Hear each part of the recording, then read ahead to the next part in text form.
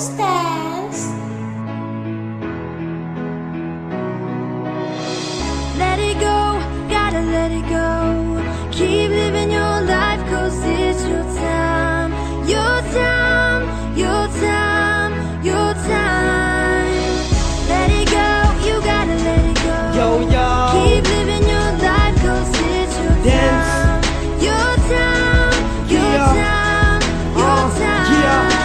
Tsy tomany tsony aho fa endry mba hitraka ho fafaky ny ranomasoko teo avalo kilo laso fa reo zay vitako tsy hoananenako anatiny tritrany misy ny fahendreako teo rafitraizinao kitroka ny tany fa zay efa voaozina tsy faly fitomany teny fahendreako mizara fahalalany hitakatrany volanao mba nanako azavany anapiaitolona mba nomehely ho fanilony lalako any tsy amba tsy ho vely ananako lay hoafeny fahasambarana tsy zaly tsy hoidiny fa fiadanana hitovy amrehetra ho ay mba ho azainy fa sanatry sakory ho aivoka tsy ilainy omendrika ho zoky aho omendrika ho zandry omendrika ho zanaka aho teo mendrika ho vaty.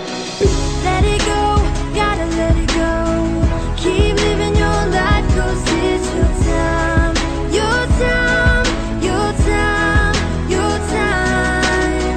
Let it go, you gotta let it go. Keep living your life, cause it's your time.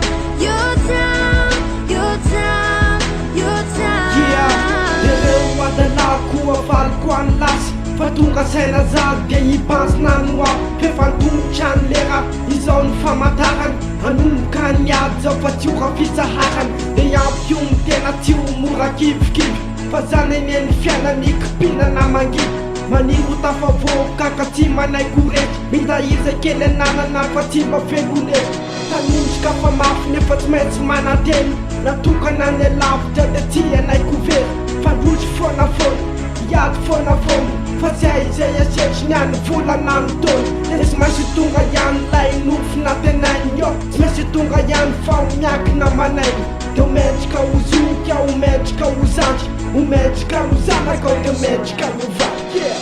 Let it go, gotta let it go. Keep living your life, cause it's your time. Your time, your time, your time. Let it go, you gotta let it go. Keep living your life, cause it's your time. Your time, your time, your time. Yeah, They're so bad. dance. Yo, yo. Shia nigga. Mula.